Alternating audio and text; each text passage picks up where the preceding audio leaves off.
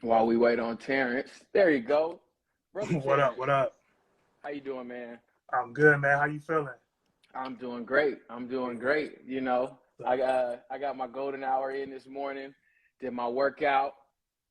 Did my meditation. I got a there it success is. journal that I sit in. I write in every single morning. Yeah. So I'm doing good, man. No complaints. And it's Friday. I don't live for Friday, but I'm glad it's Friday. How you I doing know today, Monday's brother? your day. Monday is my I know day. Monday's your day. Monday is my day. If y'all Yeah. don't know why Monday is my day, Monday is my day because Monday is, for me, it's the only day of the week that feels like you could get a fresh start. Mm. Like, that is the day of the week to where it's like, yo, like, granted, we got a new 24 hours every single day, but Monday is like, okay, how we gonna make the Yes. most of this week? And that's why I really love Monday. So we got Terrence on. Terrence is a certified therapist. Terrence, give us a little information about your background. Yeah, most definitely, man. My name is Terrence. I go by Terrence, the therapist. I'm a therapist out here in Los Angeles, California. I primarily work in South Central, Compton, and Watts area as a psychiatric social worker providing mental health services, including psychiatric therapy. Um, yeah, so I went to Cal State Northridge undergrad and grad. So I do have my master's in social work. So that's how I am able to practice therapy. Dope, dope. Mhm. Okay, so I do want to know, Terrence. Right.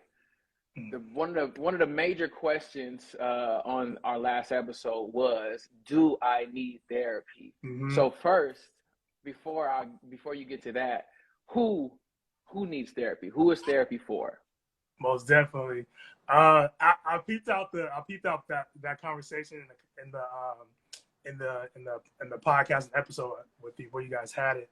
Dope. Did you catch the I episode? I watched about like 30 minutes of it, Okay, so bet, I got you bet, guys. bet. I caught your responses to that. I would have to most definitely agree with the climate that we're in today, and like everything that's going on in the world. I really feel like everybody can benefit from seeing a therapist initially. Now, there's some caveats to that, meaning that does everybody like meet a criteria for a mental health diagnosis? Does everybody need regular therapy?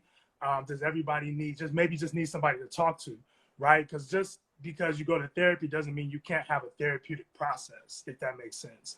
So I would most definitely agree with you guys. Like everybody can benefit from therapy.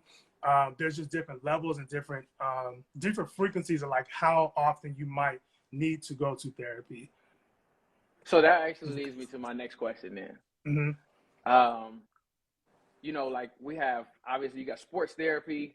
Mm-hmm. You have the therapy that, like, as kids we grew up and seeing, where it's kind of like you see a quote unquote, I don't know if this is a disrespectful term, but a shrink, where you kind of just lay on the It's kind of couch. yeah, it's kind of derogatory, I guess, but Okay, it's okay, a therapist, yeah. So shrinks is a that's a term. I think that's more of a term of like the psychiatric term. perfect. Yeah. So I wanted you to tell us, what are the Mm-hmm. different types of therapy?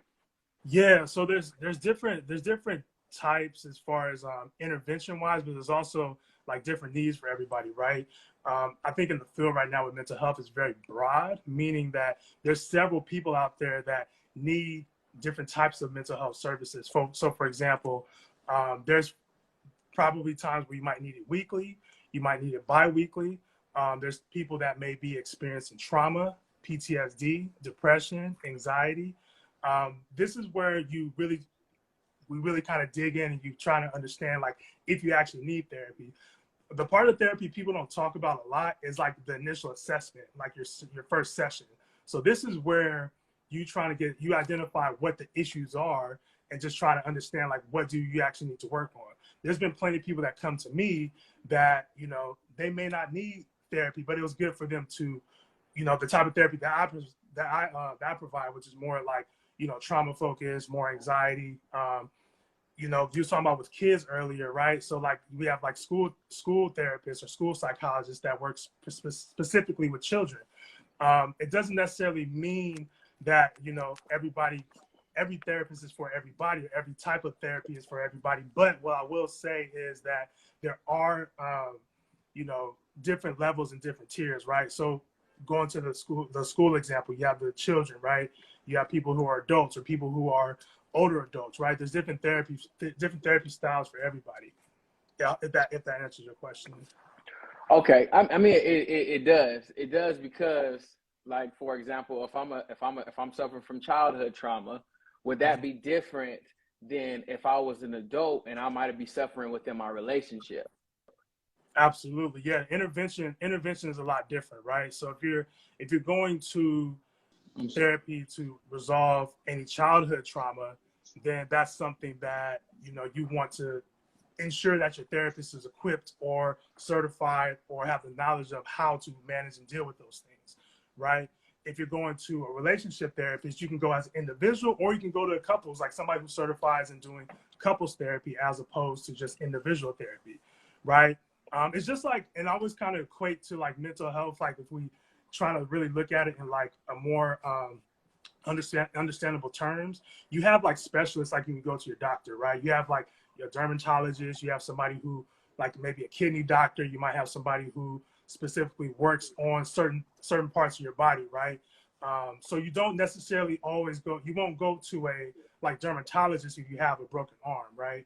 You can go to Mm. somebody who specializes in rehabilitation in like broken bones, right? um, Now, that's kind of like the best way I can put it, because when we think about mental health, a lot of times we think about it as just like this whole separate thing, but mental health is still healthcare.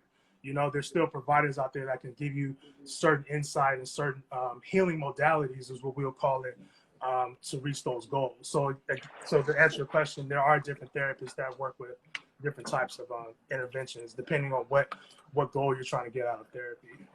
Okay, so I wanted to know. You said the doctors might give you certain ways to kind of like deal with it.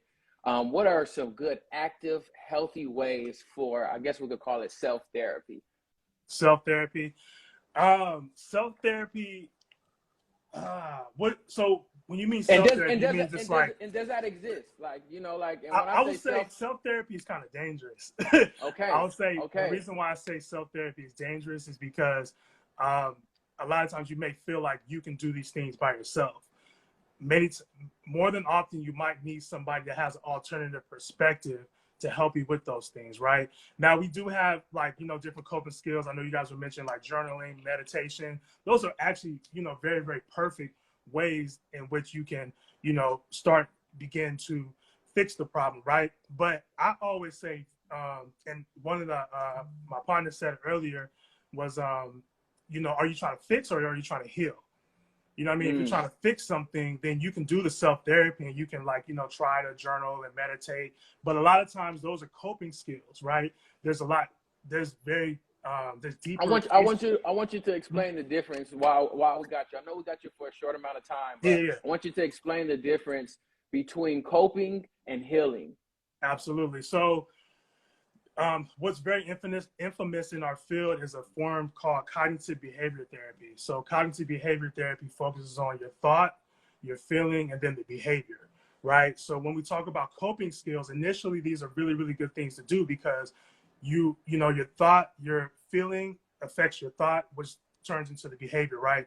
So if I'm feeling sad, right?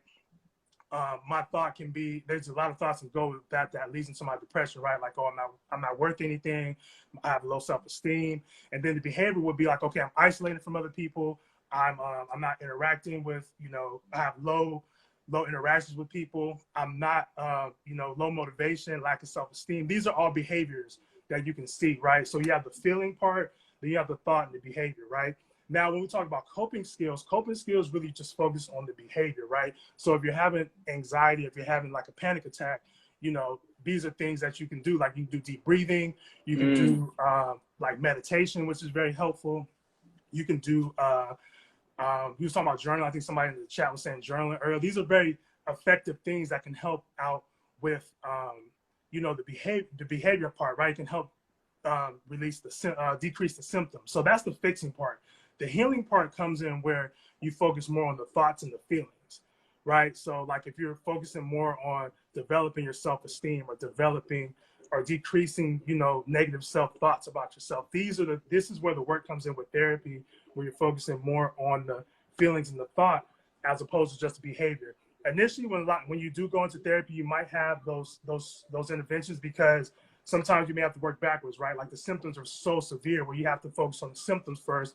So where you're able to get into space, so now you can, when the behaviors come up, like the anxiety attacks, you have the toolbox to do it. But now, once you have the coping skills and you're at this level, then you can start focusing on the level part where I'm focused on the thoughts and the feelings. And now this is where we dig into like the childhood trauma. This is where we dig into the insecurities. This is where we dig into all these things that are leading up to the behavior, right? So the behavior is one thing, the thoughts and the feelings, more so the feeling, because the feeling is something you may not change, like that sadness and like that, those things you cannot change, right? But the thought is like, what feeds into everything. It's kind of like the liaison between the feeling and the behavior. So I know from just kind of what I hear, coping gets a negative connotation a lot of times. Coping is important, absolutely, in some aspects of therapy.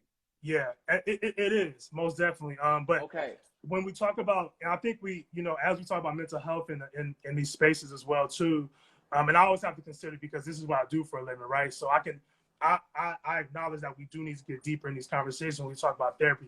Coping skills isn't the bad thing, but those are tools that you have so you can manage, like, okay, like I can go to work, I don't have to call off, or I can actually go out, right? Or I won't have an anxiety attack. I have these tools, right? These are very effective tools. But when we talk about healing, the healing part comes in on more the internal work, right? Deep breathing isn't going to help you heal, right? Meditation may help like sever some wounds, but it's not going to help you actually heal.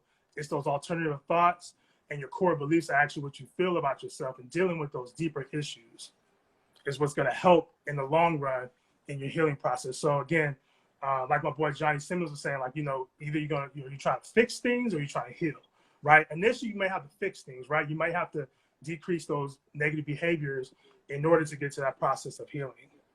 To be able to just function and Absolutely. maneuver through society. Absolutely. Okay. See, look, Terrence, man, I'm not going to hold you for too much longer. You gave us some incredible information today. I did want you to let us know, how can the people get connected with you? How can they find you? Yeah. Where are you at?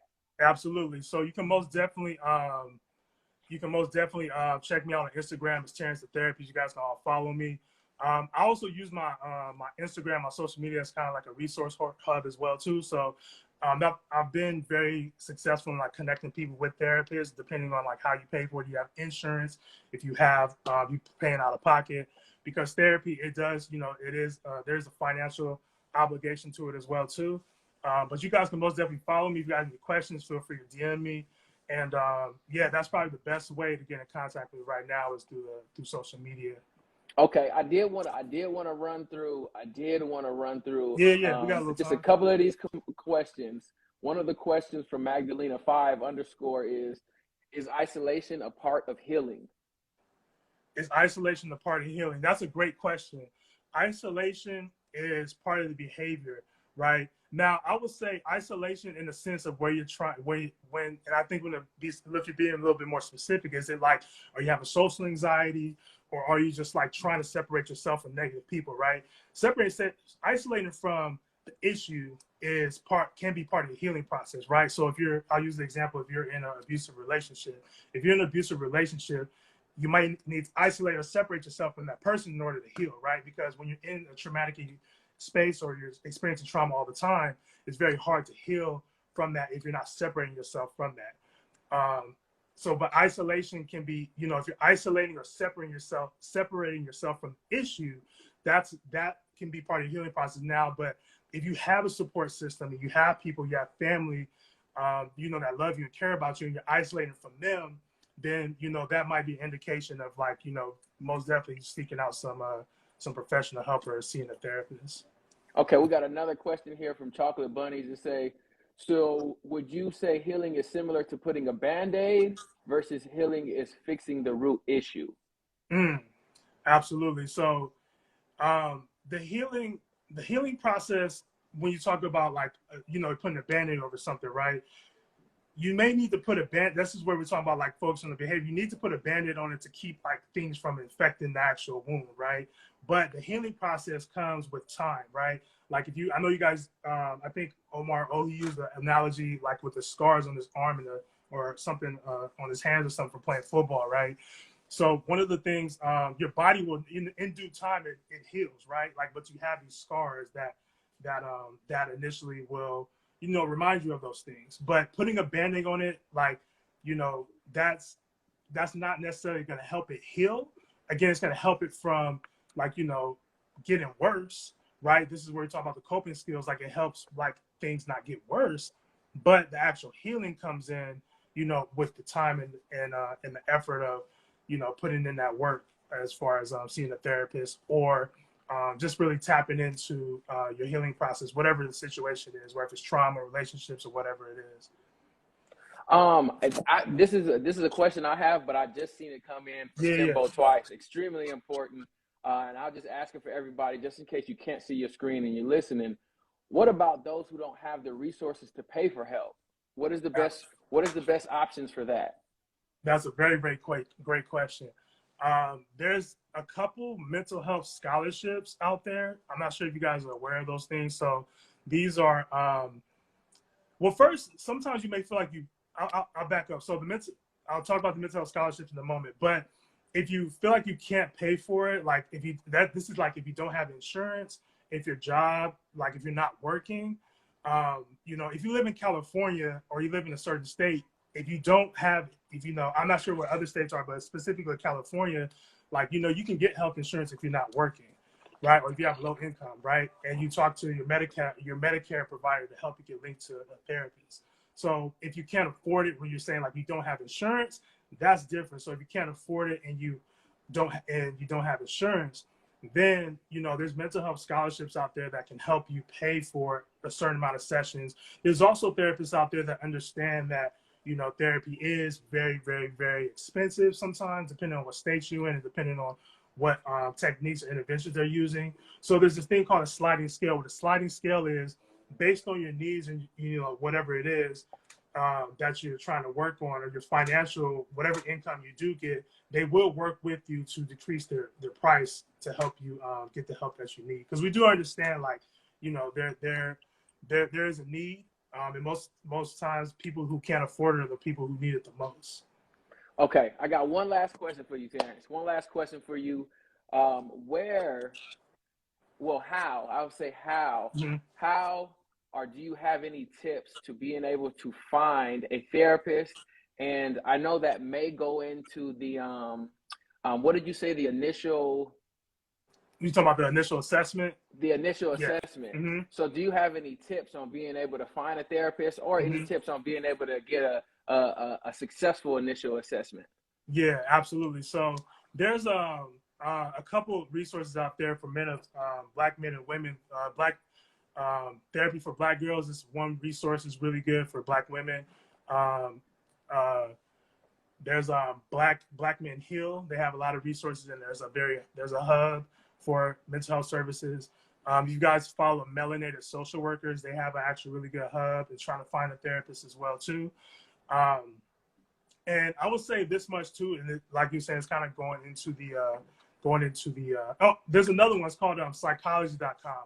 This one's very effective because you can really actually see, what the price is. You can see like if they accept insurance. So psychologytoday.com is a really, really good resource. Again, psychology.com is a good resource. You can type in your zip code. You can type in what area codes you live in, and you can find a therapist that way. You can also see like what they specialize in and their demographics.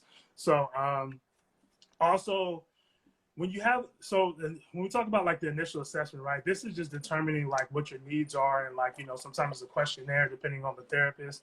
I would say when you're trying to find a therapist, like, most definitely don't get discouraged. You know what I mean? Like, there is a big need for therapists right now. There's not enough of us. And there's a big need for, mental health services, especially since 2020. There's been a huge influx of people wanting to participate in mental health services just because of the climate that we live in as well too, and just the awareness of mental health. Don't get discouraged. It can take a little while. Like, even I'll just say for myself, like, it's like I've been in some spaces where I waited 4 months until I get my initial assessment. You know what I mean? But the important thing is like starting the process now. You know what I mean? It is a process. It's not, it's not like you're pulling up, getting an appointment for like, for example, like a haircut or a stylist or anything like that. Like you might have to wait a couple months out. But I always encourage people just to get the process started because it does take a little while. Also, too, when you do find a therapist, don't feel obligated to stick with that therapist. You may not vibe with that therapist. I always tell people too, like, I might not be the therapist for you. You know what I mean? It's no offense to any other therapists out there or even myself. Even if it's not a good fit, the goal is to get the help that you need, right? I mean, within the last year, I went through 4 therapists just because I didn't vibe with a lot of it. Part of it does have to do with, I'm in the field too. So I kind of understand, like, I understand the do's and don'ts. So that's kind of like my privilege. But, you guys everybody even that's watching the live, you guys know what the vibe is. You can understand if you vibe with somebody's energy or not. You know what I mean? So I would say healing is not linear, which means it's not just from point A to point B. It's just like a stock. It goes up and it goes down. But over time, it does go up. You know what I mean? So don't get discouraged. Keep, again, healing is not linear. It's not just point A to point B, but there are some ups and downs. Just like anything, if you're putting an investment, you got to put the time in and, continue that process if that's what you really want. Man, I heard that you have a therapist as well. I'm happy to hear that. It's important for therapists to seek therapy as well. You can't just go out there and help everybody and have the weight of the world on your shoulders. Yeah, absolutely. And that's dope. I love to hear that. Again, guys, we have Terrence, the therapist here, drop super gems. The entire conversation. We got him for a short time. It is the middle of a work day. I know it's a Friday, but we got you in the middle of a work day. So I appreciate it, man. I will this live. So I will let you guys know. I will save this live, but we might just save this live within our Patreon because this is so important. I want people to be able to revisit it. It's a lot of jewels on here. Our Patreon, don't be afraid to go and check that out as well. We are creating a community and we want to be able to have more conversations like this. Terrence, man, I appreciate it, man. I'll let you get back to work for the day. For sure. I appreciate you and I appreciate what you guys do with your podcast. It's hella dope. Y'all just keep doing your thing, man. And I'm looking forward to what you guys got going in season 4. Love, brother. Love, absolutely, man. Have a good one, dog. All right, dog. Take care. Yes, sir. Peace. That was Terrence, therapist. He came, he dropped some gems. Again, this live I'll go ahead and I'll save this live. This is what I'll do. I'll save the live for 24 hours. I'll save the live for 24 hours. Please share it. Please share it to a friend. Whether you guys watched the episode that debuted yesterday or not, I still would like you guys to watch this live. You guys can go and get so much help when it comes to just like therapy or just counsel. His @ is Terrence the therapist. He's Terrence the therapist. Peace.